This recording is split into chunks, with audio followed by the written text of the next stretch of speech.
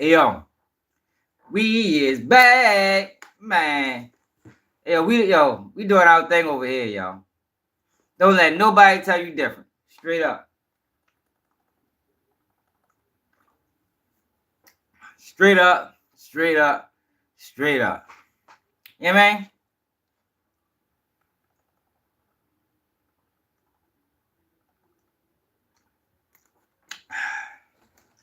Now you all know the real don't get that accolades until it's over, man. You know? But I'm with everybody getting here, man. We ready to rock and roll. We got a good one today, man. We got Ralo and Boosie, part 74. And Boosie, not Boosie, but Ralo was hell-bent on having a conversation with Boosie. Even tried to have a conversation with him at the funeral, y'all. At the funeral, y'all. Now, I did a video earlier explaining to y'all that Ralo brought a cameraman with him.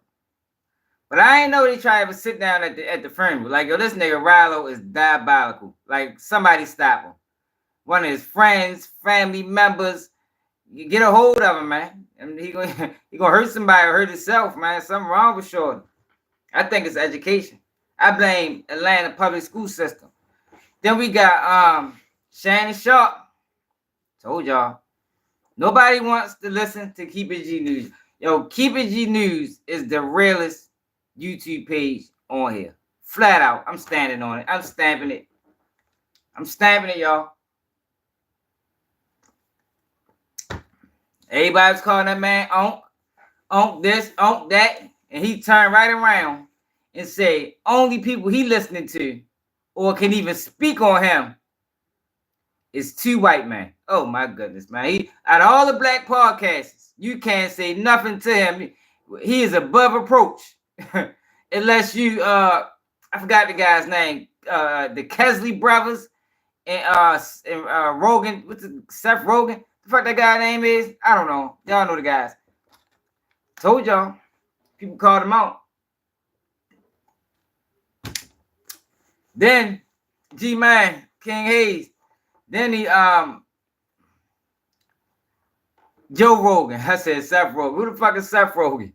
Ain't he like a surfer or something or actor or some shit like that? Who the fuck is Seth Rogan, man? Somebody named Seth Rogan, I know that for sure. Joe Rogan. Yeah, that's what he said.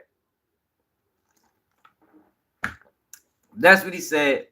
Then we got Shyne and Diddy, y'all. Shyne spoke out today. Shyne spoke out today, man. And it begs the question, what actually happened in that court case? You know, because I remember back then, you know, but some of the people young, you know, that was in 1998. Some people probably weren't even born in 1998. I was only 13. You feel me? But I remember what was said back then. You know, people said Diddy, the one that did it. Somehow, some way, Shyne took the blame. Now, I never looked into how Shyne got the blame. But Shyne spoke today, and you won't believe what he said. Yo, but how about this, though, y'all? Are y'all saying everybody take on Diddy change? Is y'all peeping that, too? It's saying like, yo, everybody's taking little bits and pieces from what Keep It G News said, and they running and they just running with it. Some of them butchering the information, some of them giving credit to other people. But y'all, it wasn't nobody on this platform as loud as me that said, yo, man, this shit about that goddamn liquor company. I was on the Dr. Umar Johnson live earlier. This nigga say the fucking they had to grab Diddy right before the election because he had influence to get people to vote for Kamala. Like, yo, what the fuck is you talking about, Umar? And he did not want me on that live, yo. I think he was avoiding me intentionally. I'm like, yo, I'm trying to explain it to you, yo. Like, yo, bring me up. He bringing up everybody else up in their mother.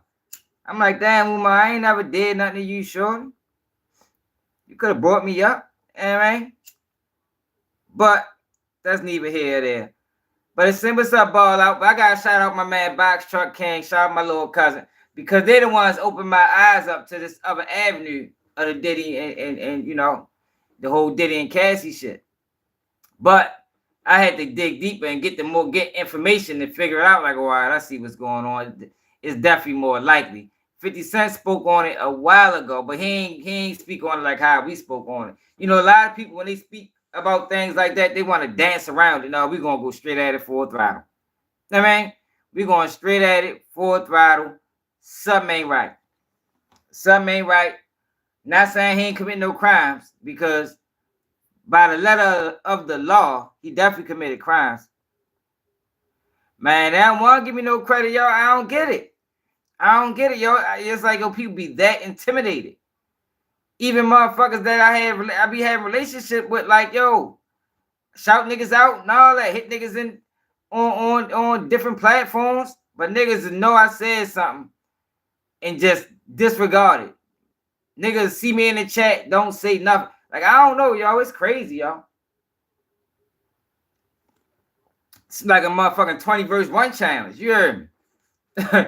they try 20v1 me, man.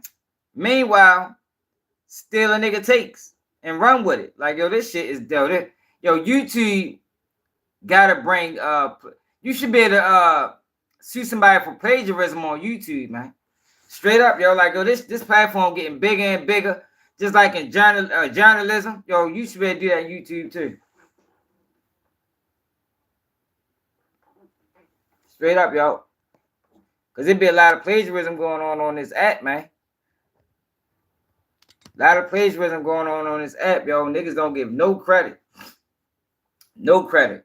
Yo, but I still, yo, the way we broke down that situation that he got going on, like, most people still don't even realize, yo, that this case is just Cassie. There's nobody else. Just Cassie. Like, you still got people saying it's gonna be all these victims and, you know, they're gonna take the industry down. No, it's not that. This is a personal vendetta against A versus B. Look at the other video where I explained it. The first video when I explained it in the detail. This is not, Jay-Z ain't going down. He is not ready to roll. It ain't none of that. Excuse me. Yeah, I promise you it ain't none of that. This is between Diddy and the people that trying to fuck him over. What up, Tina? Rest in peace, Lord Dev, man. Wherever Lord Dev is, man. R.I.P. to yo, man. Straight up, man.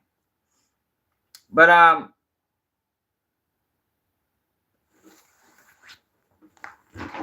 Boosie, Ralo. We're gonna start there first, because we can breeze through that real quick. Like I told y'all in the video I did earlier, y'all, I've been giving Ralo a hard time, and I'm gonna continue to give him a hard time until he accept what happened, and he accept what he did, yo. You know, we big on accountability over here, yo, and especially for rappers. You know, street rappers that turn rap, nah, man, you gonna have to stand on that, my nigga. All that gangster shit you sold to the community. Yeah, man, all the young niggas you turn to the streets, nah, fuck that. When you go out bad, you gonna have to stand on that forever. Ain't no living that down. You did that. But y'all know that Ralo been trying to have this sit down with Boosie for so long. Hey, yo, you get a chance. Channel to get some more subs, promotional channel that are frequent. You can slide through regular, just stop through and get your link dropped. Oh yeah, that's what's up, y'all. I ain't know nobody was doing shit like that. Salute to yo, man. You know, cause that's the thing, yo. Nobody wants to share. Like, yo, y'all know, yo. If y'all go to my community, matter of fact, you go to my community on my YouTube page and just look at all the videos I shared. Go to your favorite YouTuber, right? Go to his community and see what type of person he is. That's all you gotta do, y'all. That's all you gotta do, y'all. See what you dealing with. Like, yo, these guys, yo, they selfish. They ain't trying to share their play. They ain't trying to share, man. I think they be scared of losing their people, yo. But for what you scared for? Like, I'm not worried about anybody like me sending somebody to other people's channel and they like other people's channel and they don't want, no, yo, I don't do that, yo. Cause yo, it's enough money on here for everybody.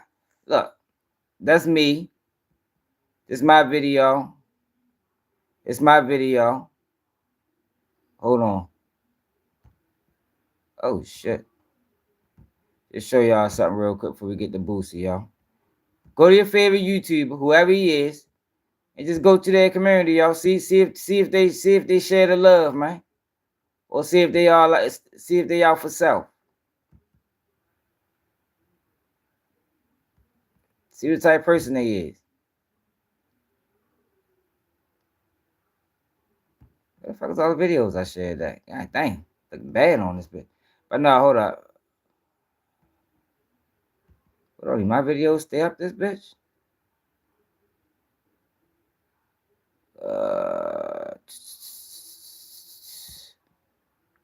Prince George LLC shared his music video. Yeah, man. Share Young Kiko. Kiko be in the chat. Share his video. Hold up. Bring it closer so y'all can check him out. Oh, I messed up.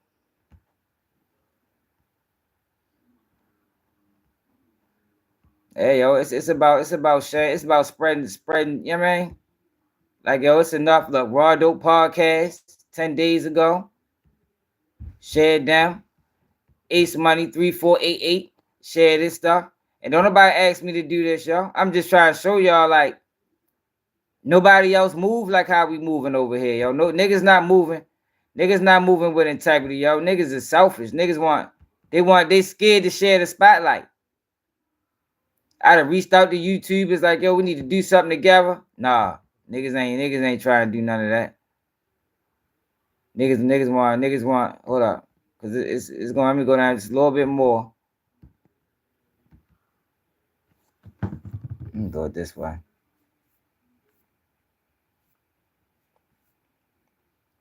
Yeah, Prince George, Kiko.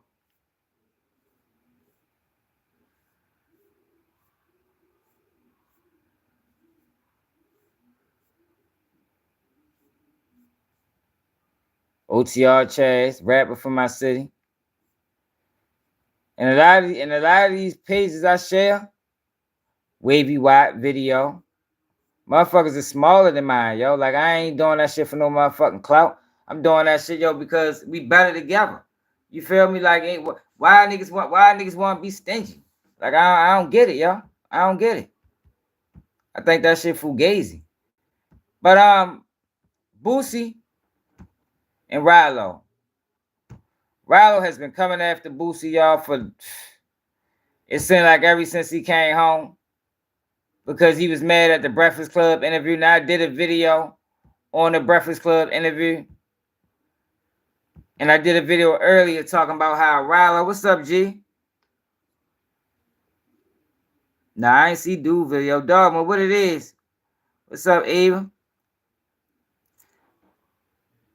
Yeah, what it is? No, everybody can't share. I'm talking about content creators. That's all I'm talking about. I'm talking about how content creators don't share their platform. You know, they don't try to, they're not, I don't know, it's crazy. It's crazy. But yeah, he wanted a hug, y'all.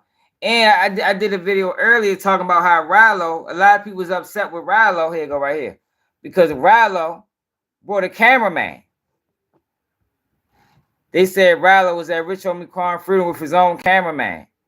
He was sitting behind me and a friend was being weird and talking the entire time.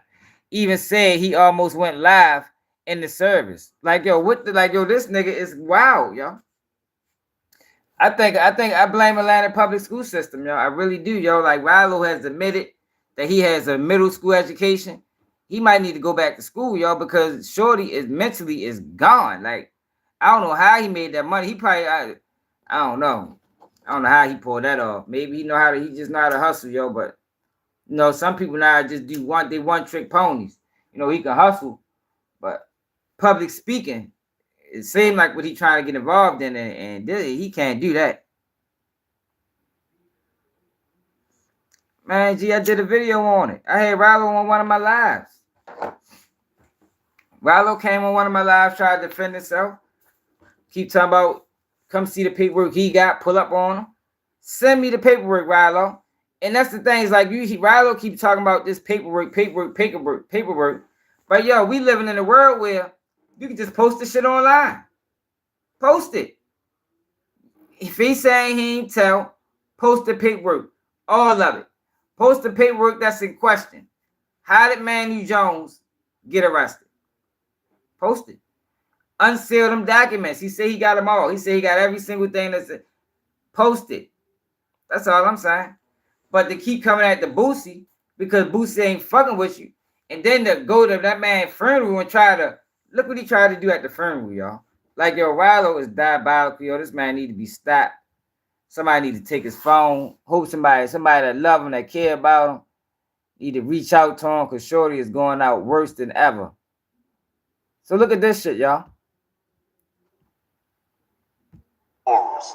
You don't violate the legend. We know you're a man of principle, of morals. You don't violate the G code. In the spirit of crime bringing us together, would you give the brother Ralo a chance to show beyond a reasonable doubt that he did not incarcerate or incriminate anybody? Would you give him that opportunity in the spirit of crime bringing us all together under the same building today? I don't want to get into all that. I just let things go out. I don't go back and forth with nobody. Well, we already knew that. Well, God bless, bro. Stay strong. Bless you. Yo, this man is mourning. Look at his face when he asked him that. Like, yo, Ralo, what the fuck is this, bro? How you gonna send a cameraman to approach Boosie at the funeral? Like, yo, this nigga is crazy, y'all. Look at Boosie's face. Look at Boosie's face now, and look how his face changed when he asked him that question. Of morals. Like, he probably really wanted to slap all the shit out of him for real, but he was at the funeral. You don't violate the G code. In the spirit of crime bringing us together, would you give the brother Ralo a chance to show beyond a reasonable doubt? Look at his face. Look at his face, yo. That nigga mad as a bitch. He probably want to slap, yo. He should have been slapped for that. At the funeral, Ralo, yo, seriously, yo. At the funeral. Why do you got a camera? Nobody else has a cameraman. Ralo is the reason we got footage from the funeral. Like, yo, he like, did you even get the family okay to do this? Like, yo, Shorty looked like he came to Rich Homie Quan funeral, the clout chase. That he did not incarcerate or incriminate anybody? Would you give him that opportunity in the spirit of crime bringing us all together under the same building today? I don't want to get into all that. I just let things go out. I don't go back and forth with nobody. Well, we already knew that. Well, God bless, bro. Stay strong. Bless you and your family. A legend. Hey, yo. That was wild, y'all. That's what it's saying. Like, hey, it's saying like they got, they got agents coming at the Boosie, yo. Because why? Obviously, nobody is fucking with him. That's why he's so frustrated. It's probably a few, that's calling him on the low. You know what I mean? But out in the open, ain't nobody trying to be saying with Shorty, man. I think even the people that was like Lil Baby that was saying with him in the beginning, they probably backed up off of him because niggas probably was like, damn, boy, you went outside, right? But it's crazy, yo, that he's playing this role and he's trying to trick niggas. Like, yo, you tricking niggas into looking lame. I mean, you Ralo going around lying to, I guess, his so-called friends, what it is, Vic, about his level of cooperation is putting them in fucked up, uncomfortable situations. Because now niggas is looking at them crazy. I know I be. You know what I mean? Like, especially with Lil Baby, like, how you gonna do that with Gunna? And what Ralo did was way worse. Gunna just was unloyal. And I think it showed snitch potential. He didn't have to come to court and testify, but that was just because the state saved him. I mean, if the state had said he was going to testify, he was going to testify, but the state saved him. Cool. But that's still unloyal in my eyes. I don't rock with that. But Ralo tried to set up a meeting with the feds, and then when the meeting went left, instead of him leaving the meeting, he decided to give the feds his phone. Like, oh, come on now, man. Lil Baby tripping, and Ralo wild as a motherfucker. But let's move on from that. So you got, man, make sure you hit that like button, subscribe to the channel if you want to donate to the platform. Yeah, it's sick, man. Yeah, it's sick. Sick as a motherfucker, man. He don't even realize it. When niggas call him out for it, all he got is fucking excuses. Matter of fact, I think he spoke about. Hold on. We can go there. Rich Homie Quan Fernal. I think he spoke about the Fernal and him going live.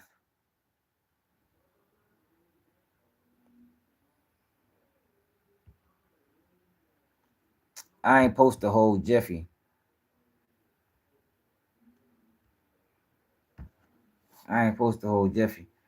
Jason Lopez. What's up, pimpin'? You know we rocking and roll. You know how we do on the 11 o'clock. We try to have the best 11 o'clock show. Niggas, we ready to make these boys stop going live at 11. Look, just check them out though, y'all. This is all Ralo footage. All this is shot by Ralo. Gotta get the music out.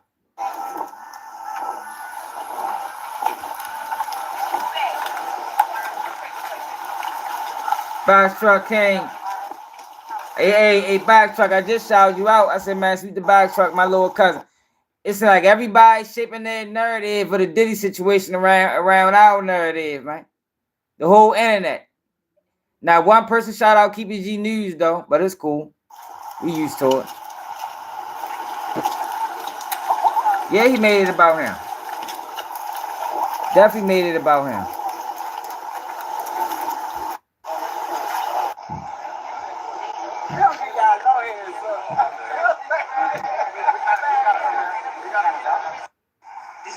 Oh my God.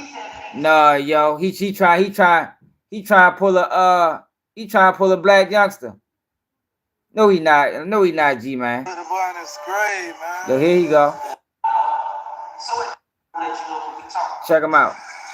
I'm gonna put the boy in his grave, man.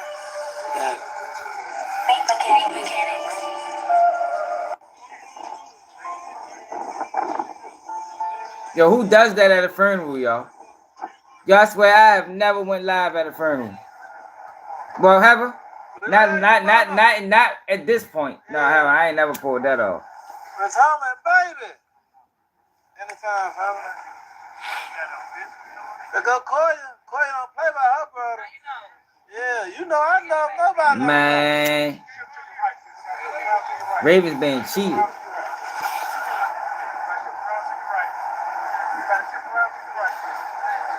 Right, he got all white on. I ain't even peep that, Vic. Everybody else got on black. This nigga in that bitch with all white on. Trying to stand out.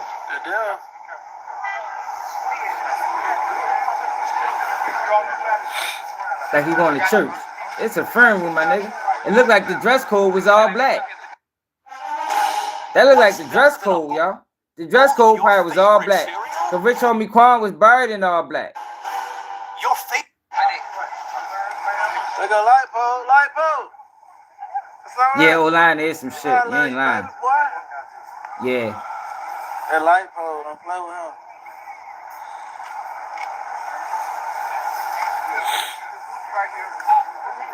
Look at him, yo. Like, yo, what are you doing, bro? You think we're gonna say nothing? See, my brother got my back. Oh, so he knew the dress code was all black. You wanna look better than me?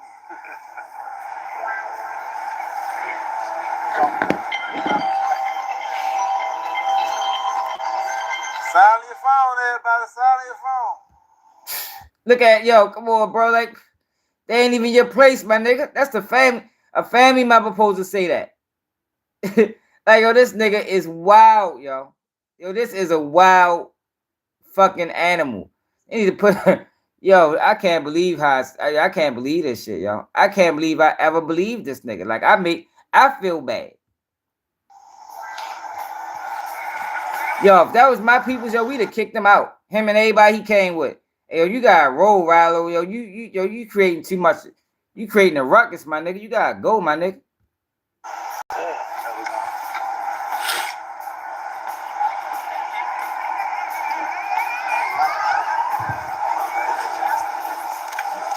What's up, Robio?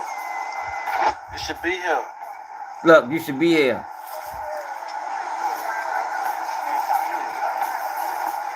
Yeah, but Vic, that wasn't even his place, yo. It ain't your place to tell everybody to silence their phone, my nigga. You a guest. Nigga probably didn't fuck with you like that.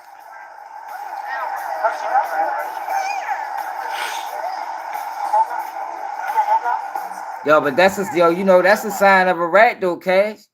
Them attention seeking motherfuckers. Now it ain't always, you know, they not always the rats, but yo, that is a telltale sign of nigga you gotta keep an eye out for. Niggas that love attention.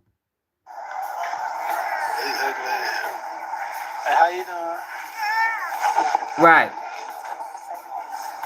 Huh? MJ. Damn. We need you. They don't know how important you is. I'll talk to you. Good to see you. Damn. She was alone. Good was at Mercedes. Y'all, but all these people. Like, you know, my kind. I'm gonna call y'all, but. Oh, this is Ralo footage, yo. Like, who said the family even wanted any of that? Like, I don't see nobody else on their phone. Nobody else is on their phone, man. I love you, baby boy. Look at him, yo. This nigga crazy, yo. Real. Not the fake. Y'all got it.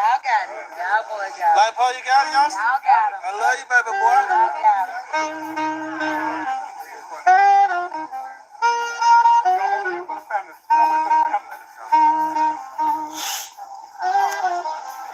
Go Clay. Trying to play by her brother. See, female. Oh, that's a fucking see, this the family. Check them out.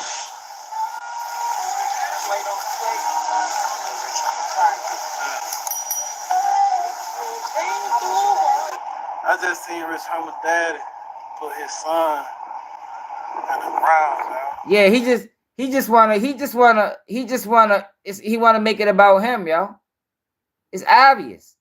He wanna make it about him, yo. He talking about intimate details. Listen to what the nigga just said. In the ground, man. They gotta be. I just seen Rich Homie's daddy put his son in the ground, man. They gotta be a bad feeling. When I seen when people put that thing over that casket, man, I just was grateful that we squashed our differences before they laid them to rest. If it would have went in them grave, and we would have still been beefing, I would have felt cursed, bro. Yo, what? Yo, this nigga got it. I didn't even watch this, yo. Yo, where do they find these type of people at, man? It's this nigga Ralo, yo. Like, where do they find these people, man? Like, yo, this nigga is crazy. For one, he got on all white where the dress code is all black. For two, yo, what do you and his whatever problems? Niggas ain't even know y'all had problems. Like, how does that even become a point of conversation? No, who knew Ralo and Rich Homie Quan had problems? First, like a mother. That's why, if it's anybody around that you beefing with or having differences, please go ahead and swat that shit before. He might be, yo. God take our soul or lay in us rest. And man, family out here grieving and shit. I appreciate it. I'm sorry for everything I have said wrong against the brother. He trying to go viral, yo. He hoping the blog pick it up. Corey, you can get some peace. I love you, girl. Yeah, you see me. Love you. Love you too. Thank you. You welcome, man. You good? Go. Hey, world, listen. I did this shit. I want to keep seeing all that shit on our timeline. It's Rich Homie Quan funeral day. His mom is grieving. His people is up. We do not want to hear nothing. Hold up, though, y'all. It's another video. It's another video where he responded to the backlash.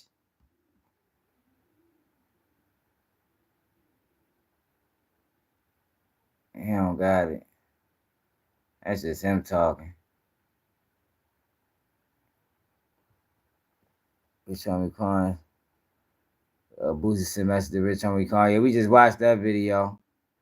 Yo really try to get Boosie to he really try to get a sit down with Boosie at the funeral. Is this it?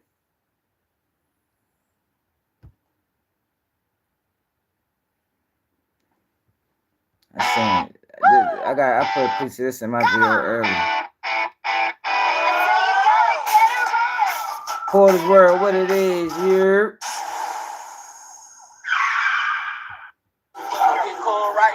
No, this ain't it. Oh, here you go, right here. Here you go, 3 hours later. So look, here you go. Hours later. PSA. Hey, you. If you don't want to see me on the internet, then you know what you got to do? Get off the internet, bitch. Because I ain't. Say something good about somebody. You right. Soon you try to post it, that's dead. Right. Soon you get a mama or somebody goddamn kids, some money that's in jail. Are you doing it for clout? Right? Do y'all No, yo, see, no, Ralo. Every time you're Ralo the type of nigga, right? That'll pull up on your kids. Say he got a homeboy that's booked. Lucci. He'll pull up on Lucci kids and bring the cameras out. Break them off a couple of. Yo, Ralo is the type of nigga that do things for show. Excuse me. It ain't genuine. You feel me? It ain't that. There's no problem doing what you're doing, yo. But yo, everything don't need to be posted. Like at some point, you gotta be above that. Like yo, niggas is grown ass man. My nigga, you not no fucking. You 30 plus. You 30 plus, bro. And it's like everything he do it for the internet. Like yo, how do a nigga that did so much time in the joint come home and just jump right into the internet? Yeah, for real though, y'all. I don't like them type niggas either, yo. ever say anything good? Yeah, I ain't like that bit. Drama shit go on with some shit. Yeah, it just almost good. Soon as comes to the world, I told myself when I was in prison, when I get out, I'm just posting positivity, trying to do the right thing by people. And now, goddamn, every time I make them, if I was posting about money and having pounds of motherfucking shit on the plane, everything was all good. But now I'm out this motherfucker posting never positivity and doing right by the people. Oh, he clout chasing, oh, he doing this. Like, what about it that win that? What did y'all say something about them? That's all it is, y'all. Like Shorty is lost, man. I hope somebody find him, yo. Straight up, yo, because he got a lot to learn. Like, yo, to try to have an interview with Boosie at the funeral, yo, that was insane, yo. Like, who thought that was a good idea? Ralo must ain't got no real niggas around him. He gotta have, when you see people doing shit like this, that lets you know what their circle about. Because if he had any real homeboys, real friends around him, yo, niggas be like, nah, yo, you tripping, bro. Right. And he Muslim. Like yo, you geeking, my nigga. Like, yo, get yourself together, yo. Like, I know you was locked up a couple years, my nigga. I know you know your name fucked up now. You ain't had the same name that you had before. But at the end of the day, yo, you going out worse than you than it was when the paperwork came out. Like, god damn, it's like you making this shit worse. Like, the nigga crazy, man. But Shannon Sharpe, y'all. Y'all know I've been critical of Shannon Sharpe. I think he did a serious clout chase move. And let me explain something to people about clout. Yo, you can never get enough of it. You understand what I'm saying? You can never get enough of it, yo. So any motherfucker that's trying to say, well, shit, I already got clout, I don't gotta chase it, yo, that is a bold-faced lie. These niggas will have all the clout in the world and still chase it. Now, some people won't, but you can't don't ever put it past a motherfucker. It don't matter how big they is. It don't matter how much money they get it. Don't ever put clout chasing past a person, y'all. I promise you. Because what Shannon Sharpe did with that whole shit he did, with the audio, that was a clout move. And you gotta be careful too, because the niggas are lie. They say things like, we know I lost deals and do that. No, the fuck you didn't. Like, yo, do y'all remember when Will Smith supposed to slap Chris Rock? Do y'all remember that? Do y'all remember when he supposed to slap Chris Rock? Oh, that whole week, Will Smith loses this deal. Bad Boys 4 put on hold. Do y'all remember that? Bad Boy 4 still came out on time. Like, yo, you gotta, it's the media, yo, it's propaganda, yo. These motherfuckers are trained to trick. You feel me? So, nigga, yo, like a lot of these people, yo, will get on their platforms and lie. Look at you dead and like how I'm looking at y'all and lie. Straight face, no smile. Even show fake niggas might cry, man. Straight up and down. Some of these niggas might be like, yo, it's crazy, yo, the things that goes on this internet, yo.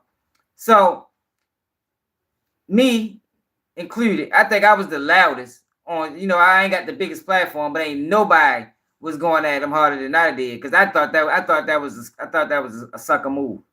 For him to be already rich, and for him to pull that play, you already rich, you already got notoriety, and for him to pull that play, and then shove products down people's throat when you already rich, man, that showed character to me, man. That showed character to me, man. I say, damn, shorty, that's how you rocking? You gonna prey on the poor. You probably got more money than everybody that watches your platform. And you're going to bring this large crowd to your platform on false pretenses to selling products? No. I can't rock with that. I can't fuck with no black man that even the poor don't move like that, yo, because that's not us. That's them. You understand what I'm saying? We don't move like that. That's them. That's how you know when them is controlling us, if you understand what I'm saying. That's how you know, yo. That's how you know who's with the people, who ain't with the people, who side with, you know what I mean, the other side, and who's siding with us. Gotta pay attention to it, yo. Right, like, yo, you can't throw your phone. Yo, he shouldn't have did it, bro. Shouldn't have did it. He didn't have to do that. He didn't have to do it. Like, yo, you getting money, bro. You had a fucking hell of a career in the NFL. A hell of a career, Hall of Fame level. You got the biggest fucking view video on, podcast on YouTube. Like, you're doing great. All right, the nightcap ain't where you want it to be, yo, but put the work in it to get there.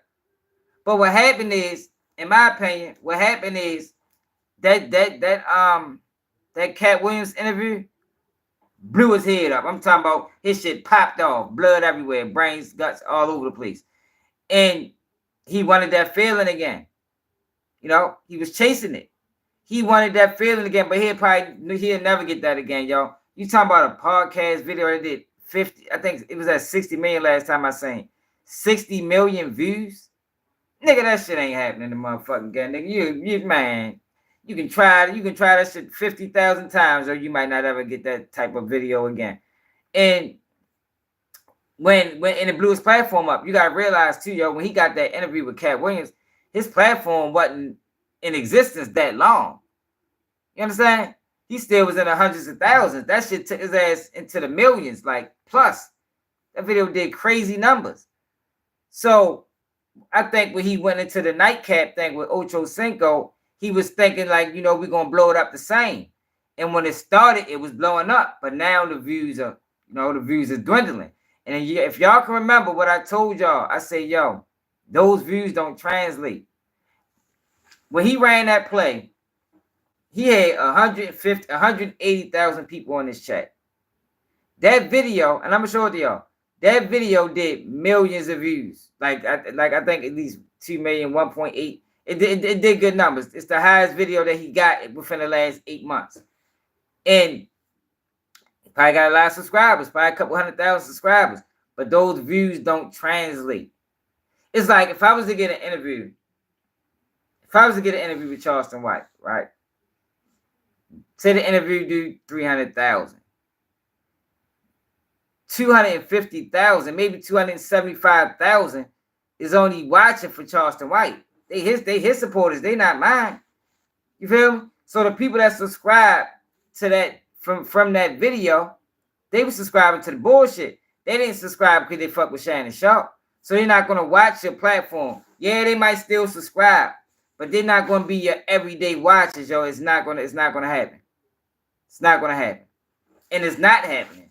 I think his next video did good, and now it's right back to the regular schedule program. But what's it called? Cameron had something to say too.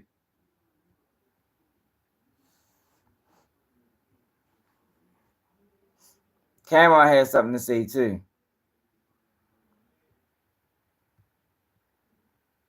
It makes me so mad that billionaires pay less in taxes than I do. And Trump wants to give them even more breaks. Kamala Harris will cut taxes for working people.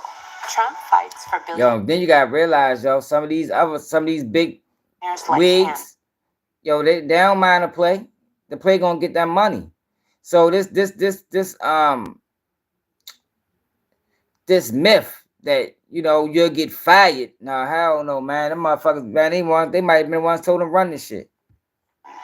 Kamala fights for us. That's why he ain't lose his job at ESPN. You understand what I'm saying? Recipes. ESPN would have got rid of anybody else they pulled if that shit happened by mistake. And to me, But can't go live. But this is what Cameron said. Who page is this? Salute to Around the Association.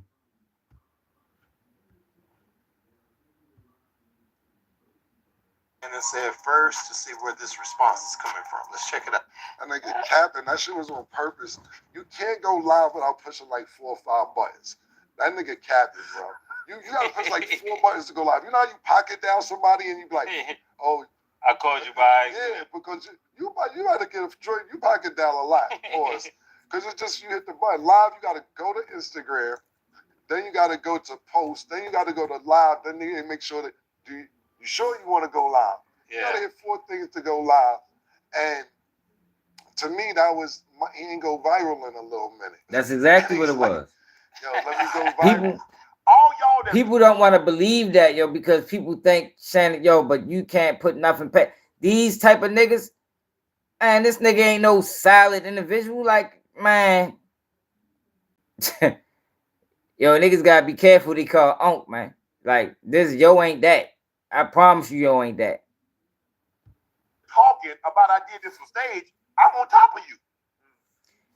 But listen to his response to everybody getting like that's what everybody do, yo. When you catch a motherfucker in a lie or you catch him out of bounds, the first thing they go to is money. Like, yo, what does money have to do with this? And Shannon Sharpe took it a step further. He took it past money.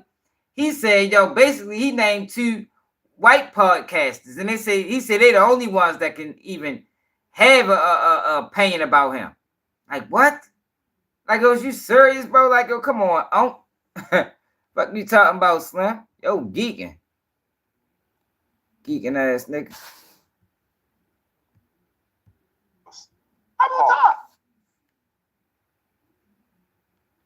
Hey, Listen okay, to him. let's just say we come. I'm on top. I'm on top. So, But I did this on stage. I'm on top of you. Pause. I'm on top. Hey, okay, let's just say we climbing a mountain, and I'm at a higher stage than what you guys are. Right. No, the only people that can say if Joe Rogan wants to say it was staged, I was trying to catch him. Okay.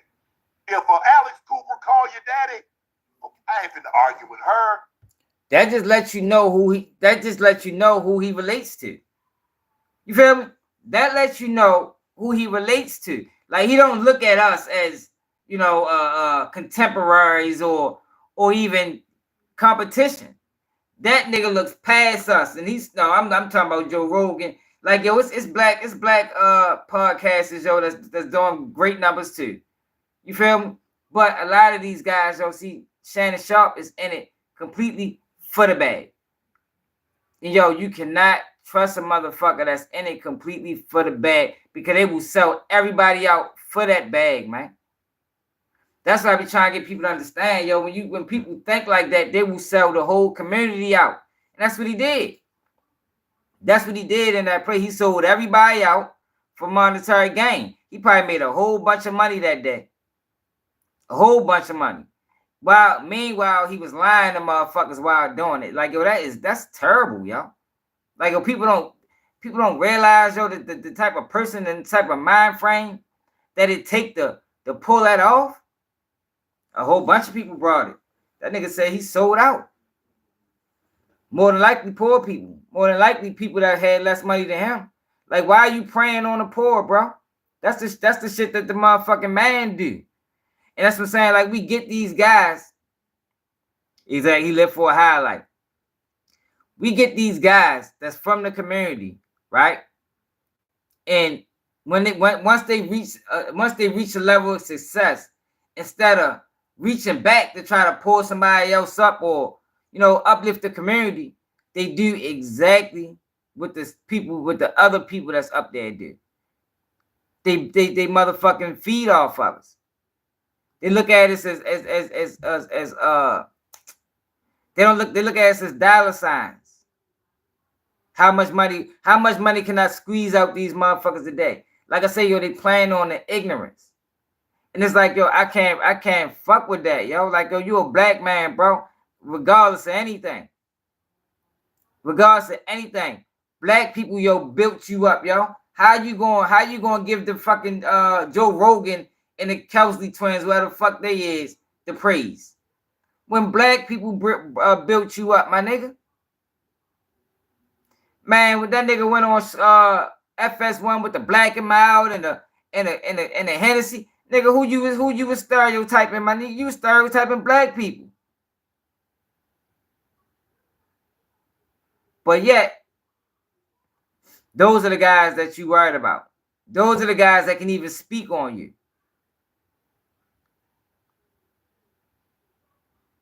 Yeah, yo. This shit crazy, bro. And then when you try to tell the truth about these type of people, niggas get mad at you.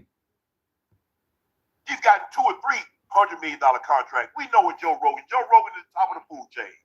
The Kelsey brothers, new heights. Okay, so you hear the undertones in what Ocho and Shannon is. I gotta see more of that. Is that it? Hold on. We heard you loud and clear. Why? So Shay. When nobody say only piece of that situation. So Cameron respond to that. what he said. Saying. And so Cameron, that didn't not bad. You know that nigga was talking about niggas, right? Hit that like button, yo. Subscribe to the channel if you new. What he said? He ain't gonna say my name. He ain't say nigga's name, but that way that's be like he ain't talking about niggas. But after, I did a little shit on my gram. Hey, well, Jay, you from Baltimore? I was having fun with the situation, and shit kind of went viral a little bit or whatever. So the next day he comes on his show and he's like, basically, everybody talking about me. I don't really care if it ain't Joe Rogan or it ain't the Kelsey brothers. Everybody else is underneath me. So I wouldn't pay attention when nobody say only piece of that person I would listen to is Joe Rogan or the Kelsey. Oh, okay. Brothers. Once again, the white man is the only All right, so person you, that you will you listen ain't. to. Again, nigga, Shay Shay. Sometimes you gotta think about what you said. No, yo, but that's how he feel, yo. Like, yo, when these niggas tell you who they are, believe them, man. Yo, when these niggas tell you who they are, believe them, yo. Like, yo, these niggas is not us. Yo, for the most part, yo, and this is me being all the way real. For the most part, yo, they don't even elevate us like that. You feel me? In order to get elevated by them, you got to be like them, yo. Like, yo, they ain't gonna put me in that position, yo, because it ain't gonna go right. You feel me? Because for one, I'm not even willing to push some of these agendas and things that they want put. No, this ain't that, yo. They want to find a good boy, you know, a good obedient boy that they can use, you know, that they can use to target a certain demographic. And that's what Shannon Sharpe is, man. That's what he is, man. Nigga probably don't even smoke Black Mouse or drink Hennessy. All that shit was just a ploy, a stereotype to attract a certain demographic, because we are the consumers. We're the consumers. So we got to get somebody that can relate to the consumers. And now they flooding them with money. Now he getting big headed. And that's what I always tell you, y'all. A lot of these guys will use us to get to the top. And then once they get to the top, they start looking down on niggas. Like, man, I can't, man, fuck out of here, man. Prime example, Shannon Sharpe. Get to the top and start looking down on the same people that lifted you up. Put your glasses. Definitely gotta be a puppet. If it ain't the Kelsey brothers or Joe Rogan, I ain't listening to niggas. He ain't saying my or your name or nothing like that. The ice is colder when it's white, baby. The ice Makes funny as shit. Why? But he basically trying to say everybody else that was talking shit about him is beneath him. Pause. He's basically saying everybody black is beneath him. Yeah. You said it. We heard you loud and clear. Look, as far as the merch is concerned, you should take advantage of the situation. Why not? I mean, shit. You lined it for this. Nah, yo, and that's the thing, yo. We just be joking up here. I don't be joking. I don't be joking. Okay. Nah, yo. You take advantage of a situation that happened organically. But yo, when you create a situation, then try to force products that's the definition of clout chasing. You created a situation to draw attention to yourself to sell products. Yo, you clout chase, my nigga, accept it. Ain't nobody trying to motherfucking hear that dumbass shit you talk. Man, accept it, bro. That's what you did. And you had people behind you that supported it. They supported it. That's why there's no repercussions. And then that's what I'm saying. Yo, once you lie, you gotta keep the lie going. So now the nigga is lying, talking about he lost deals. Yo, you lying, bro. You lying. Talking about, yo, why would I risk? Matter of fact, I'm gonna let this play first. But urban politicians say the longer version. He get to talking about, wow, I'm scheduled to make $100 million in 7 years. Why would I risk? No, you ain't risking nothing, bro, because they in on it. Niggas ain't stupid.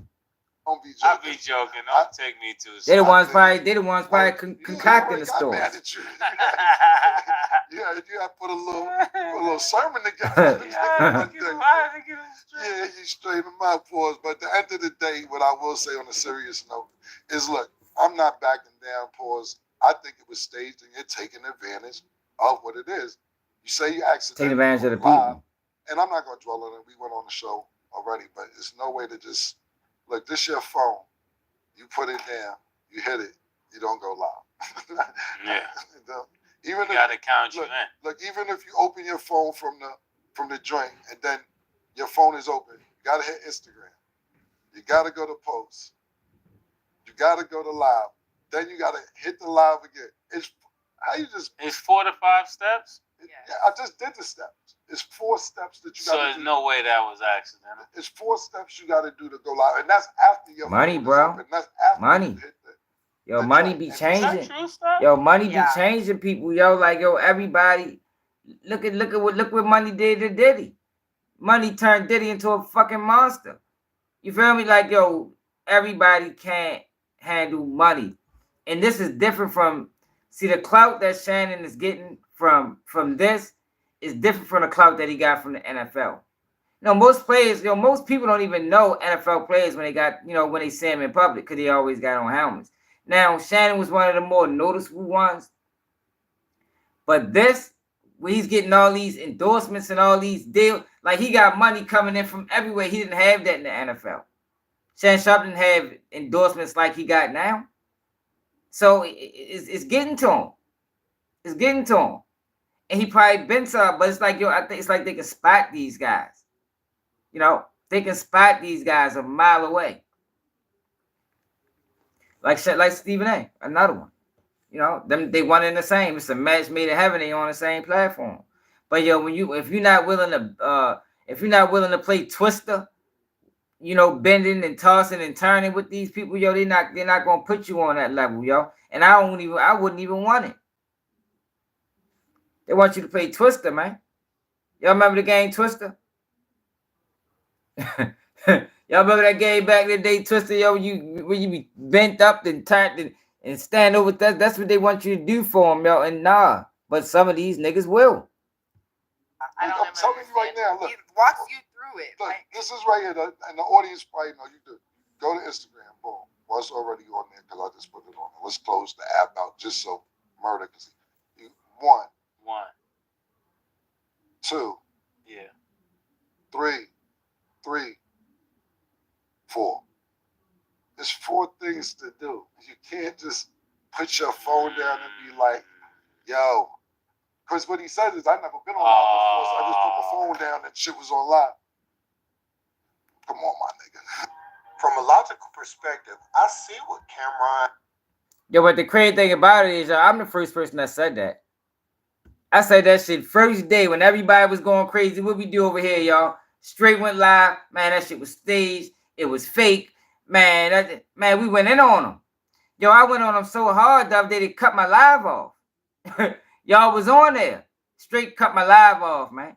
Yo, but it's just crazy, yo, that these guys, it's like when you already got money, yo, like how much more money do you need, yo? But that's when greed come into play, yo. Like I told y'all, yo. Remember we always talk about clout and hate and jealousy. Yo, we gotta add greed on that list too. We gotta add greed on that list, yo. Greed overrides judgment. It overrides common sense. Yo, people do some wild things for greed because they're greedy. And that's what Shannon Sharpe is. It's greed. Like, you got everything, bro. I'm sure you know, I don't know if he fucked this money up in the NFL. Yo, but you've been getting money for how many years now? You didn't have to do that, my nigga. And then you praying on the people that support you. Like I say, yo, it's one thing of using, you know, it's one thing to use your community, use your supporters, but you don't misuse them, yo. You don't misuse them. And what he did in that situation, yo, was a serious misuse of his people. Now he can act like it didn't happen that way, or yo, but I see through the bullshit, yo. And I'm here to help people that don't see through it, yo, because yo, we gotta stop being tricked and fooled by these frauds, man. They frauds. They ain't on our side. Even if they once was, yo, once they get to a certain level, them niggas done crossed over. But what we gotta do is, yo, when we see these niggas cross over like that, we can't let them play fucking hopscotch.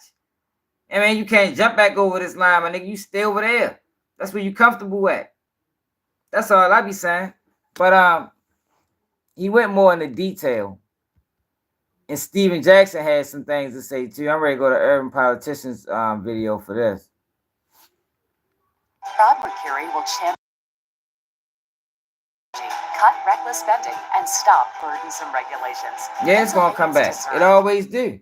Because yo, when you let them people when you let them people build you up that way, they can break you down. That's what Diddy going through right now. Diddy's going through that right now, yo, allowing them people to build them up, and now they breaking them down.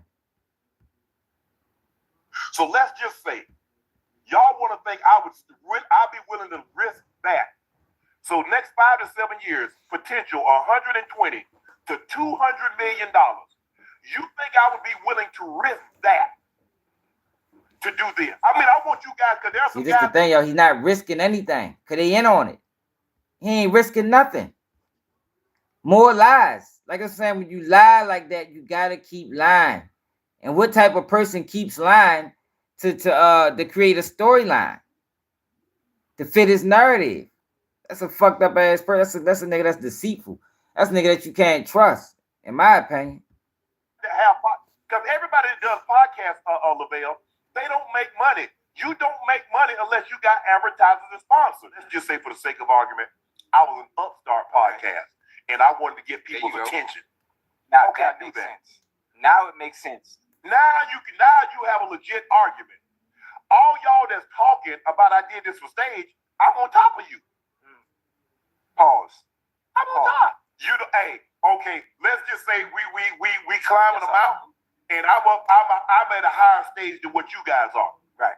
No, the only people that can say if Joe Rogan wants to say it was staged, I was trying to catch him. Okay. If Alex Cooper call you daddy, damn. Okay, I hit my Instagram, bro. She's got $200 or $300 million contract. We know what Joe Rogan is the top of the food chain. The Kelsey brothers, new heights. But bro, who just to refute a rumor would be willing to forego Yo, it wasn't about the rumor, y'all. It was about building up Nightcap. It was about building up Nightcap. It was about selling them products. That's all it was about. Every 5 minutes, yo. Every 5 minutes, he was selling somebody something. If you look at go back to the video. Every 5 minutes, he had something for sale, yo. Like, yo, that was dirty practices, man. That was dirty practices, y'all. For real. That was aggressive, predatory practices. That's what that was. Somebody put that in this brand, yo, because we are black people, yo. We don't be doing that type of shit. Unless you sell out. Then, you know, you fully controlled. $100, $200 million. I've got 6-figure and 7-figure sponsors that said, well, I'm sorry, Shannon, we don't know if, you know, now we should continue this relationship. So I'm just going to say, hey, but I want to shoot down that rumor. At least now, I lost. You heard me say, we don't know. So they ain't say, Shannon, yo, we got to terminate the relationship. They say, we don't know. No, Shannon, you lying, bro. You lying. Like, yo, just keep that shit, bro. I don't even want to hear no more of that shit. But Steven Jackson, like, I ain't trying to be sitting here and be lied to. Steven Jackson had some things to say, too.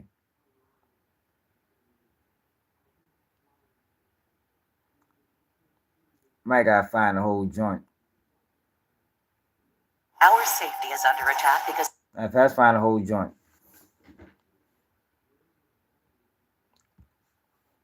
Steven Jackson, Shannon Sharpe.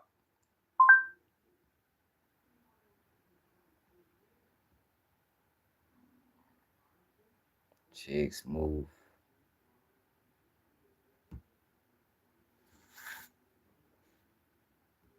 Yeah, but Steven Jackson ain't right either, though, y'all.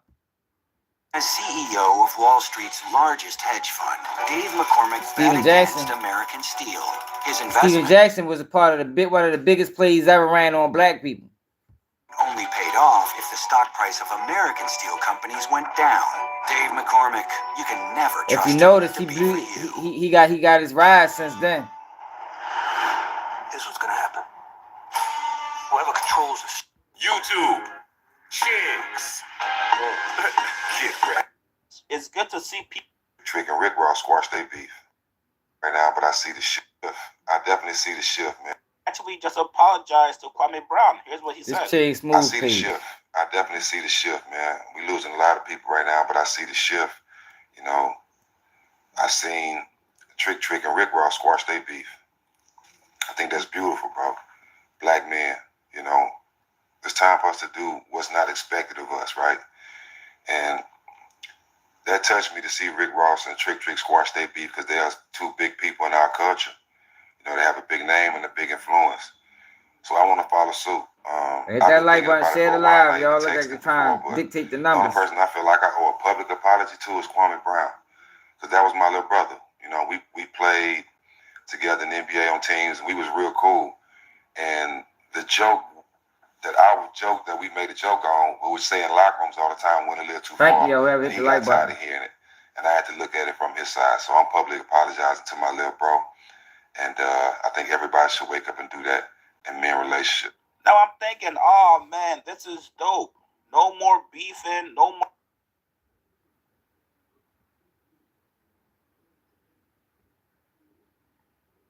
He said more than that. Oh, here you go, right here. To push peace. Stephen Jackson responded back saying this. I can't lie to y'all and be real with myself. I ain't cool with everybody, and I ain't gonna be cool. Because I don't stand for sucker shit. And there's a lot of sucker shit going on, and there's a lot of shit that people let slide to confirm their narrative, right? We ain't selling our soul. We ain't done no sucker shit. but the sucker shit is still going on. And a lot of times, if you don't address the sucker shit, and if you don't address the people who doing the sucker shit will become contagious. And then the youth will start believing that this sucker shit is the way to go. Right? Who be saying that though, y'all? Like, who always say that? Nobody's paying attention to the kids, man. Nobody is paying attention to what they doing, knowing these kids is watching. But I'm gonna let them continue. Shit is the way to go. Right? The sucker shit. And if you don't address the people who doing the sucker shit will become contagious. And then the youth will start believing that this sucker shit is the way to go. Yeah, G-Man, that was a bunch of bullshit. Point blank. So, yeah, I'm willing to squash certain shit with certain people, but I'm human. There's still some people I don't fuck with, and I'm going to stand on that. Sorry. I ain't perfect. If we're going to push people... Yeah, he talking about Shannon Sharpe. He ain't, because niggas see through the play. Everybody see through the play. Niggas know it wasn't right. It was some sucker shit. But I got my own issues with Steven Jackson. I be coming at everybody. I didn't trust none of that stuff that happened during the sit down. Y'all know his name was all in it. We ain't gotta go into detail. That shit was strange. I ain't never seen that much support given to the black community, illusion-wise, a day in my life. A day in my life. And he was one of the closest people to that person. And I never seen people react like, yo, that person, child, got scholarships, got stocks and bonds given to, like, yo, that wasn't right. Y'all know what I'm talking about, Steven Jackson, in the beginning of the pandemic when all that shit was going on. That wasn't right. And he played a role in it. If you notice, after that, that's when he jumped into podcasting. So I think he got his own little thing going on. Maybe Shannon Sharpe on one side, he on the other side. Maybe he a Republican. Who knows? But I don't think he organic. I don't think he authentic. But I played it, because he had this issue with Shannon Sharpe. But I don't trust neither one of them niggas for real. Y'all know what I'm talking about, right? I ain't gotta go into detail though.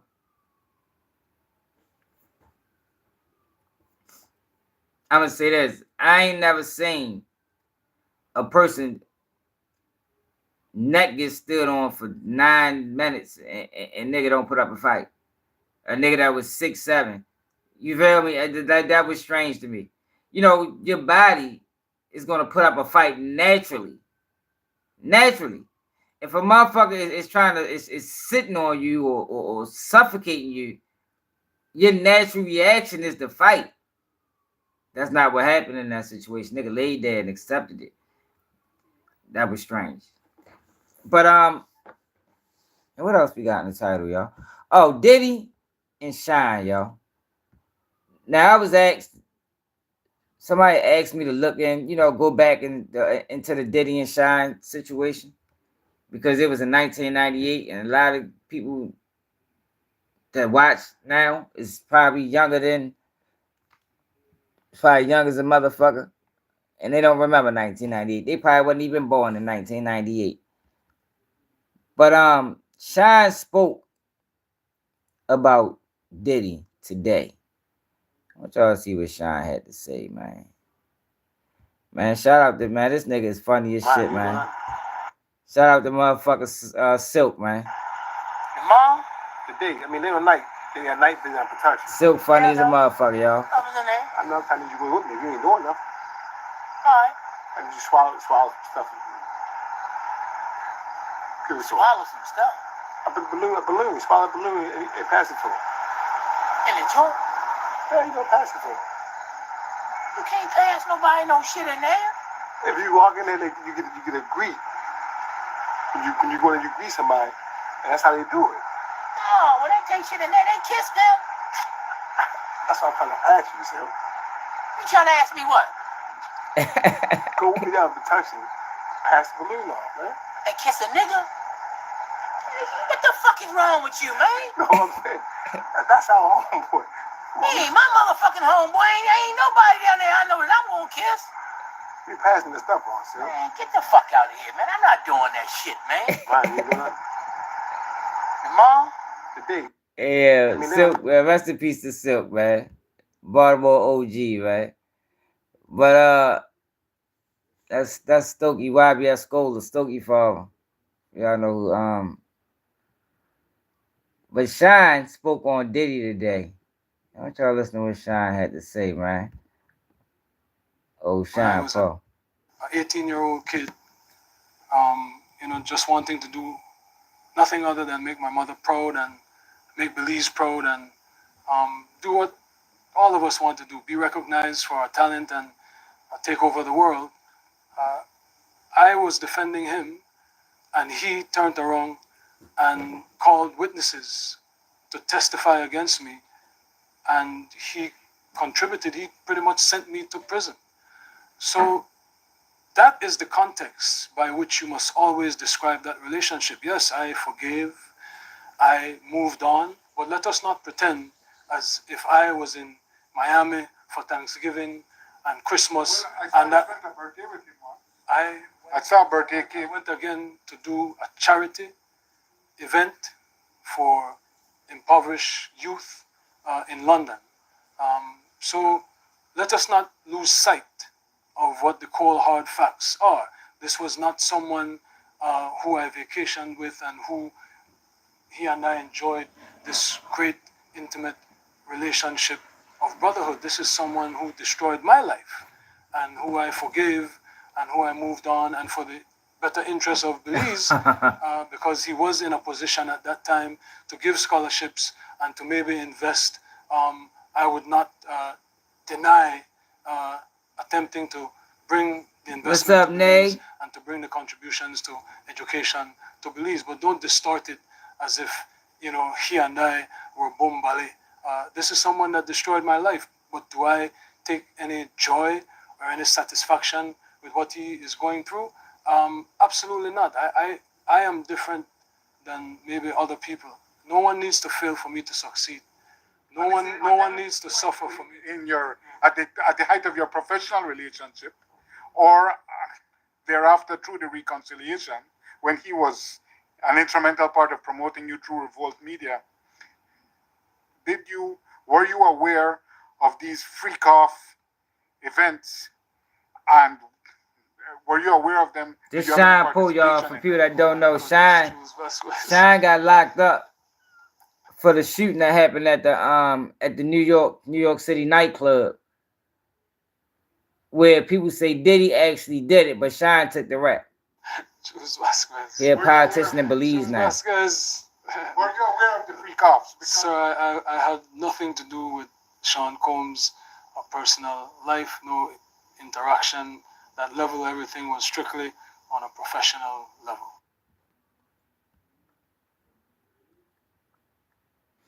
All right, so somebody asked me to go into that case and see what happened.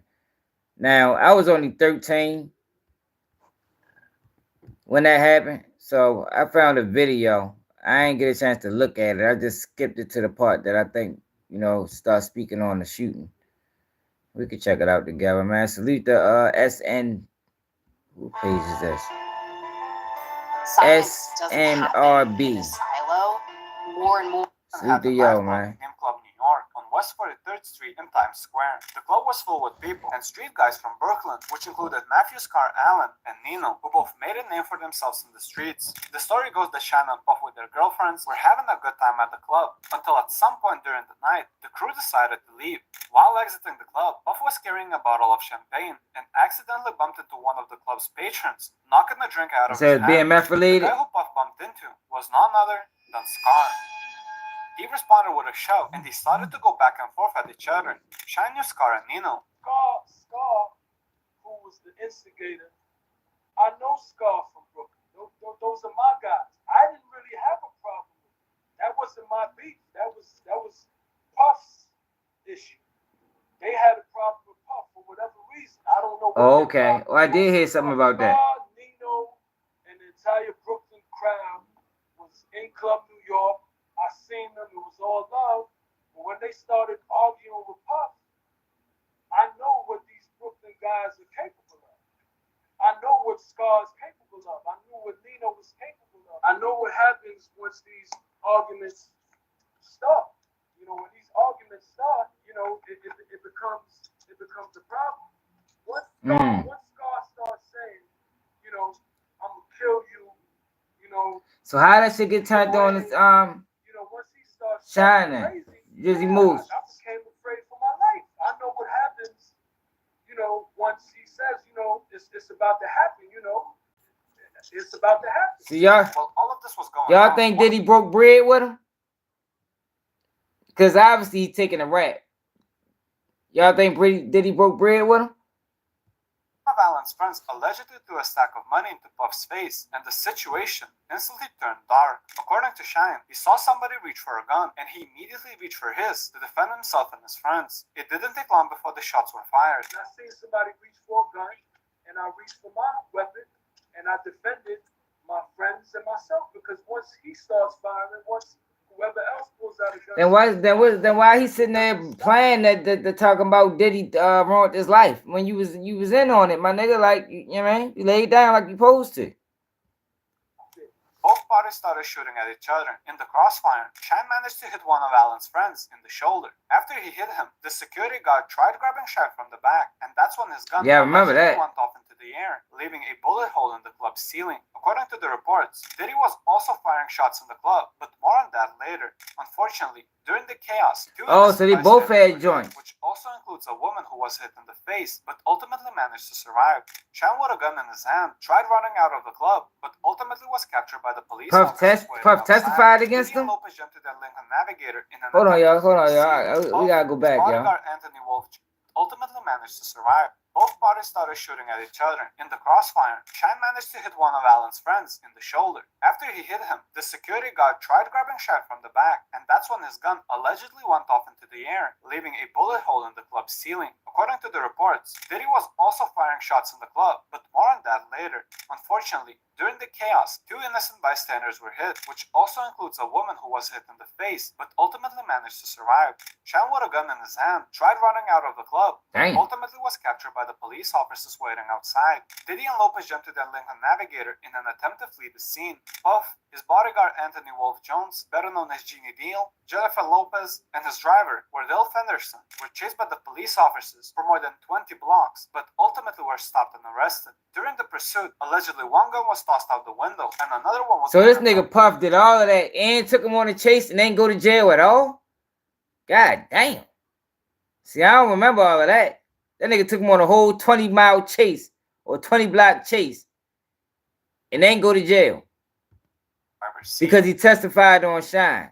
But he's a dirty... but he paid him, so I guess that was part of the deal. Prosecution later alleged that Puff Daddy himself was trying to bribe his... Don't let Kamala Harris fool you. Harris not only supports taxing service workers' tips, news report... driver to take the charge for the gun during the police chase and even offer him $50,000. Eventually, all of them were detained and taken into custody. Oh, Sugar J-Lo. She mad as a bitch like she hires a motherfucker. Puff Daddy is facing charges after he and Lopez were caught fleeing the nightclub shooting with a stolen gun in the car. Oh, the testify wasn't part of the deal. Against Lopez, but Combs, his bodyguard, and the driver are all charged. It hasn't been determined who had possession of the gun, but his lawyer says the car is registered to Puff Daddy's record company. 21-year-old Jamal Barrow, a lesser-known rapper and part of Combs' Sounds only 21, yo. Damn. was indicted by a grand jury on a slew of charges.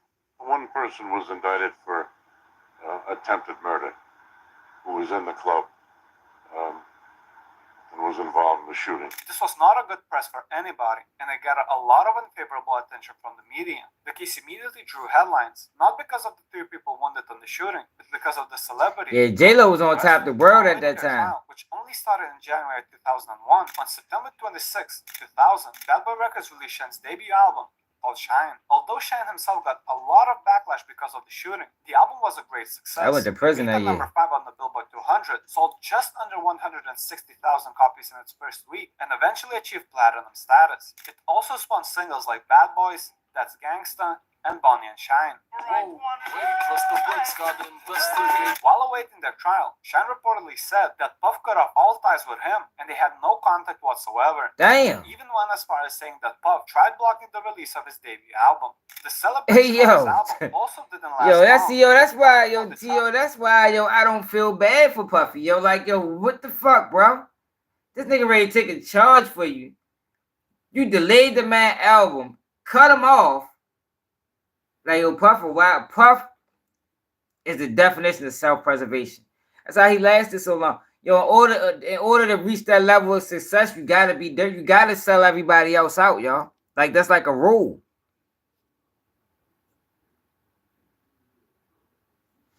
Yeah, oh, okay. Yeah, you gotta be KQ. You gotta be evil. For being involved in a car incident while driving without a license and seriously injuring 2 people. It seemed like Shyne couldn't catch a break, and with trial right around the corner, his dreams of becoming a superstar were growing dimmer by the minute. He said Shyne took the charge for J-Lo and Puff.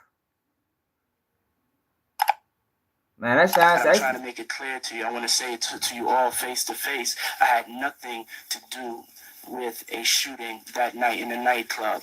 The trial started hit that like button, subscribe to the channel if you new. The case would be later known as the Puff Daddy trial due to Combs' celebrity status. Puff Daddy and his bodyguard were charged with gun possession, assault, and bribery. Shyne, on the other hand, faced attempted murder, assault, gun possession, and reckless endangerment charges. So they ain't even give Puff the attempt murder charge. Himself two high-profile defense lawyers, Johnny Cochran and Benjamin Braffman. Cochran's clients have included O.J. Simpson and Michael Jackson. While Braffman has represented such clients as Salvatore, Sammy the Bull Gravano. Shyne unfortunately was left alone, and he had to hire his own attorney. Yo, he didn't get the man no lawyer. Yo, I didn't know none of this, y'all. Yo, I did not know none of it. Yo, you mean to tell me he didn't get the man a lawyer? This nigga crazy. Puffy, wow, man. Yo, that's insane, y'all. That's insane, y'all. Shorty taking a major rap for you, and you don't get him a lawyer. Look at your lawyers, man. Look at my man's suit. Yo, hold up, yo. We gotta go back to the lawyers again, y'all. Like, yo, come on, Diddy had a fucking dream team.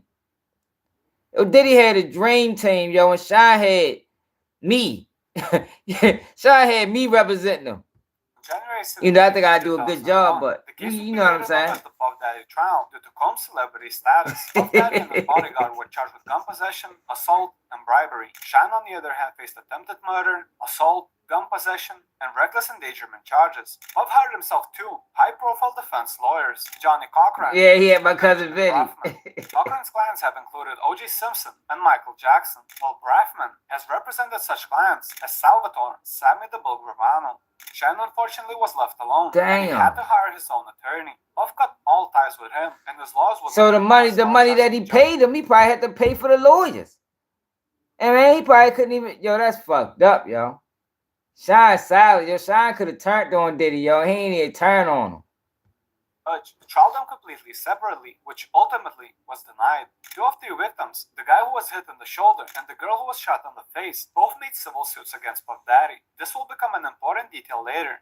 At trial, the prosecution proposed that Puff was responsible for the shooting because this celebrity status had allowed this party to enter the club New York without being searched for weapons. They also accused Combs of firing a gun into the club ceiling during the fight, and the whole wasn't from Shyne's gun, but rather from his. The girl who was shot in the head, so the shit wasn't even from Shyne gun. Both fired. Status had allowed this party to enter the club New York without being searched for weapons. They also accused Combs of firing a gun into the club ceiling during the fight, and the hole in it wasn't from Shyne's gun, but rather from his. The girl who was shot in the head, Natanya Rubin, testified that she saw both Combs and Barrow both fire the gun. I'm not famous. Okay. I don't have a publicity machine. I don't have $1 billion of insurance on my body, or any part of my body for that matter. She just did an interview recently. Does that make me any less valuable?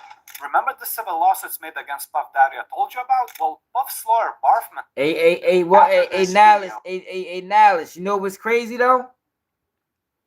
You saying J-Lo snuck the strap in. That's the same shit Cassie said in her lawsuit. That's the same shit Cassie said in her lawsuit. That's how Diddy used to operate. He used to get them, these little innocent type girls, and he placed fear in them by getting them to hold the strap. Knowing good goddamn well they scared to death to hold it. But since they scared of him, they're gonna hold that motherfucker anyway.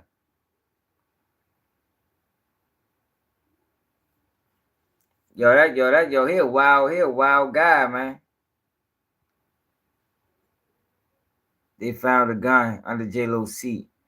That's the least he could. Shyne deserved that much. Yeah, you lying. You ain't lying. He definitely deserved that much after he swindled him. He swindled the man. No, your life is never going to be the same. So I need you to stop whatever you're doing. And responded to her testimony with an accusation that she was trying to malign Combs' reputation to aid her multi-million-dollar damages lawsuit against him. The second witness was a chauffeur, Wardell Fenderson, the guy who was driving the black Lincoln Navigator during the pursuit. He testified that he saw Combs slip a pistol into his waistband before entering Club New York. The driver also claimed that Combs and his bodyguard Jones fumbled with a hidden compartment in the vehicle, trying to hide the weapon as police chased him from the club, claiming that he saw either Jones or Combs throwing the weapon from the SUV. Yeah, I ain't gonna lie though, bro. Also accused Combs of offering a diamond ring as a part of $50,000 payment for claiming ownership of the gun. Hey yo, see, there goes somebody. I the one that changed the whole narrative about Puff. Go back and watch the video I did yesterday. The first one. The first video I did yesterday. All these takes you getting on Puffy, the motherfuckers got that from this channel. He recalled Puff saying, listen, you know I'm Puff Daddy. Hey, yo, stop coming in hot like that, yo. Why don't you just watch for a minute? The trial started to become weirder and weirder by the minute. The prosecution called up 3 witnesses. 2 of them, both of whom had testified before a grand jury, that they witnessed an argument between Combs and Allen, aka Scar, changed their stories on the stand. They denied being able to identify Combs as a participant in the scuffle or seeing him with a gun. A 3rd witness admitted that she was unsure what she might have seen in Combs' hand as he ran from the club. It was more than strange for witnesses to switch up their stories that fast. And while this was great news for Puff on the stand, they denied ownership of the gun. The chauffeur, Wardell Fenderson, the guy who was driving the black Lincoln Navigator during the pursuit, he testified that he saw Combs slip a pistol into his waistband before entering Club New York. The driver also claimed that Combs and his bodyguard Jones fumbled with a hidden compartment in the vehicle, trying to hide the weapon as police chased him from the club, claiming that he saw either Jones or Combs throwing the weapon from the SUV. Fenderson also accused Combs of offering a diamond ring as a part of $50,000 payment for claiming ownership of the gun found in the vehicle. Damn, so he tried. Yo, Diddy terrible, yo. When it came to the prosecution witnesses, yo, this nigga Diddy is a man that's not taking. He not taking. As long as he got money, he ain't taking accountability. This might be the only time that Diddy have to take some type of accountability. And we already know what it's about, so we ain't going down that route. We already discussed that at length. But he tried to get the security, the driver to take the gun charge, knowing he just fired the bitch. So I mean, the driver fuck around had to take the shooting too. Shit, you would blame the driver for every fucking thing. He try to do whatever he can to get out this case. Diddy a dirty motherfucker, man. And weirder by the minute. The prosecution called up 3 witnesses. 2 of them, both of whom had testified before a grand jury, that they witnessed an argument between Combs and Allen, aka Scar, changed their stories on the stand. They denied being able to identify Combs as a participant in the scuffle or seeing him with a gun. A 3rd witness admitted that she was unsure what she might have seen in Combs' hand. Everybody changed their story. It was more than strange for witnesses to switch up their stories that fast. And while this was great news for Puff, it put Shannon into an even stickier situation because the witnesses that testified not seeing a gun in Puff's hand implicated that it wasn't Shyne's. When it came to Puff's defense, they began their case by stating that Puff Daddy not only never fired a gun, but he didn't have one in the first place. Damn! On Sunday evening, I went to Club New York. And under no circumstances whatsoever did I have anything to do with a shooting. I do not own a gun, nor did I possess a gun that night. I had nothing to do with a shooting in this club. I want to make this 100% clear. I had nothing to do with a shooting in this club, and I feel terrible that people were hurt that night. They denied all the claims against him, even the money being thrown at his face, and were accusing people of looking to make a quick buck from a famous executive. The police complained to someone threw money at him. Oh, yeah, can you believe it?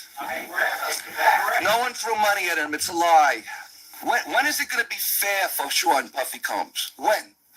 He's out with Jennifer Lopez. If you were out with your friend and you got into a car and there was a gun in the front, you wouldn't be arrested. Several witnesses recalled Combs dancing on a coffee table at the club with his arms raised, but none of them saw a gun in his waistband. The most damaging witness to the prosecution was security guard Cherise Myers. She recalls Scar Allen throwing money in Puff's face and being jostled as club's customers grapple for cash. Myers was advising Combs to leave the club rather than argue with Allen when she saw Barrow firing twice, even going as far as saying that he was the one who let off shots first that night, which went completely against Shyne's defense. Afterwards, she proceeded to fall on top of Combs to protect Yo, so what it sound like, yo, is Diddy paid everybody. Yo, what it sound like is Diddy paid everybody to blame it on Shyne. So that's what Shyne talking about, where he paid witnesses to go. Okay, I see what he's saying. I see what he's saying now. He paid everybody to blame it on Shyne. That's fucked up. Like, he was already taking the case. Yo, he was already taking the case. He just wanted to make sure that motherfucker was signed, sealed, and delivered. Diddy crazy, man. Diddy a slime ball, man. I ain't gonna lie. Even though we know what this case about. We know it ain't about Cassie. We know it's about, But that don't take away from this nigga not being a slime ball. An important detail to mention is that this witness was called by Puff's attorney and not the prosecution. Calling this witness tremendously helped Diddy, but it completely threw Shyne under the bus. When Combs took the stand in his own defense, his attorney asked him, what the fuck type of shit is this? Yo, normally, they supposed to be fighting the case together. But it looked like Diddy was fighting the case. Like, yo, what the? Like, I ain't never heard no shit like this before. Like, instead of them fighting the case together, instead of Diddy allowing his powerhouse attorneys to work for everybody, it's like Diddy was working against Shyne. It's like he was working against them. Damn, yo. That's different. I ain't know that. I ain't know this how this went down, y'all. Like I said, I was only 13. I knew that niggas was saying Diddy did it, but I ain't know the details. Now he threw him straight under the bus. Then he motherfucking rolled over top of his ass. He ain't just throw him under the bus. He rolled on him and backed up and went forward again. Time on the night of the incident, to which he replied, absolutely not.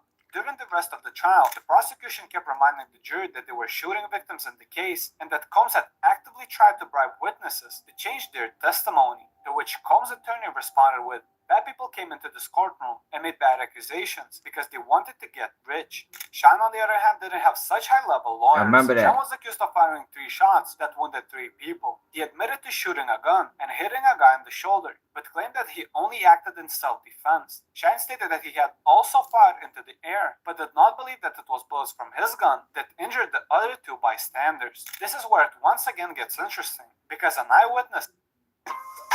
Yo, that's crazy, y'all. Damn. Man, if I was Shyne, I'd have probably off Diddy ass when I came home. Bitch, you got to go. I was already going to take the case, my nigga. A ballistics expert also testified during the They trial. probably got the man with more charges. May have been caused not by Shyne, but by a second gunman. The ballistics expert said that at least one injury may have been caused by a .40 caliber weapon, and if, according to witness, Puff was indeed standing where they claimed he was, the hole in the club's ceiling would have come from him and not from Shyne. The interesting part is that when Shyne ran outside of the club, he held a 9mm pistol, but .40 caliber shells were also later found on the floor. The other 2 guns which were taken by the police were also 9mm. Despite several witnesses who claimed that they seen Puff shooting and having the gun at the scene, including his driver and the girl who got shot in the face, unfortunately for Shyne, the overwhelming majority of witnesses put a gun in his hand, and him admitting to firing at least once, even though claiming in self-defense, was more than enough for the jury. On March 16, 2001, The case was finally closed, and the verdicts were these. Combs and his bodyguard Jones were acquitted of all charges, which included illegal ownership of 3 9mm guns and bribery. Shyne was convicted at trial by a jury on 2 counts of assault and reckless endangerment and criminal possession of an illegal weapon. The only bright side was that he was acquitted of attempted murder. His sentencing was set to June 1st, 2001. To say that the news was devastating for Shyne, I think would be an understatement. Right after being found guilty, he was also hit with a $5 million lawsuit by Mark McKenzie, a guy who was injured during a car incident. The court would later shut down the lawsuit after evidence appeared that McKenzie was the one who ran the red light and was responsible for the incident. Shyne was cautioned for driving without license, but not with any more serious charges. At his sentencing on June 1st, 2001, Barrow apologized to the shooting victims and said that he fired his gun in a panic. Shyne, who still loyal to Puff Daddy, probably more than he should have, was sentenced to 10 years in prison with no eligibility for parole until 2009. Right now, I just want to go and be with my kids. Yeah, I seen that. You know, and I'm just grateful. What about Shine, Mr. Combs? Yo, they say Diddy threatened witnesses like since he been arrested, like not since he been arrested, but right before he got arrested, 50 times. He said he reached out to witnesses 50 times, so more than likely that's Cassie. Yo, Cassie is the only person. Like I think everybody know that by now that follow us. You know. I'm still seeing other channels talk about, you don't know how many witnesses there are going to be, and you don't know how many victims. This is Diddy against Cassie. That's it. That's all. You feel me? That's what's going on. And for people that just tapping in, we dived into it. We know what it's about. We talked about it at length. Left him to right. Yeah, he did. Yeah. That's why I ain't really got no sympathy for him. Like, we know what it's about. Like this, like I said, this ain't about justice. This ain't about justice for Cassie. This ain't none of that. This could be karma. You know, you made a history of fucking people over. Now we ready to fuck you over. And I think that's what's going on, y'all. You built the career of fucking people over. You tried to fuck us over, and now we fucking you over. Like, for lack of better words, that's what's going on with Diddy right now. This ain't no justice for Cassie.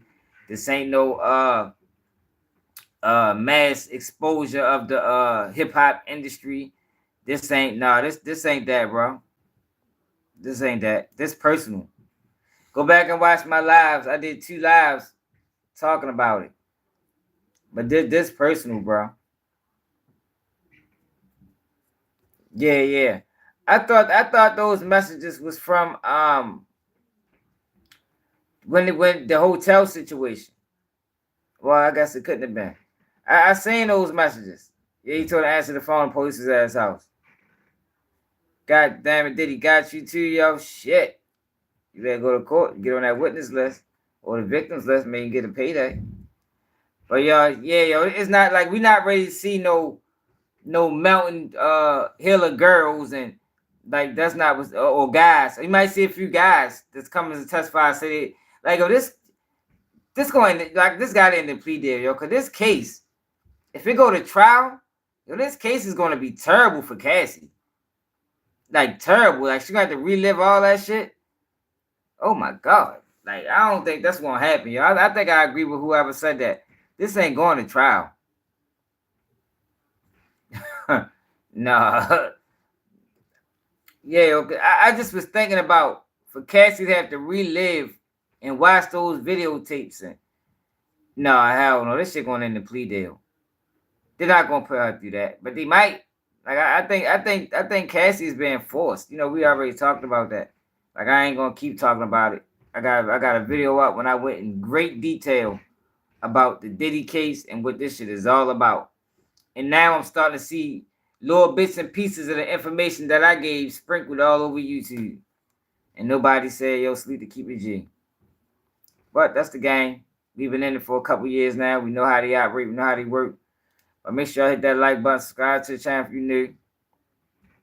If you want to donate to the channel, yo, you can cash that Baltimore swag. You know, that's how we rocking. Oh, I got a video coming out tomorrow. I'm going to try to get out before 1.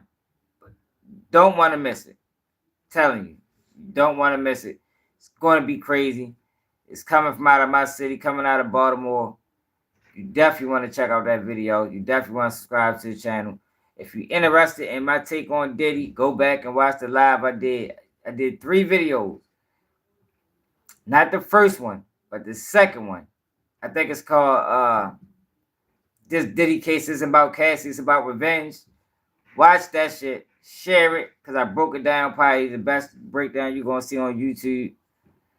And it's another day at QBG News, and I'm out.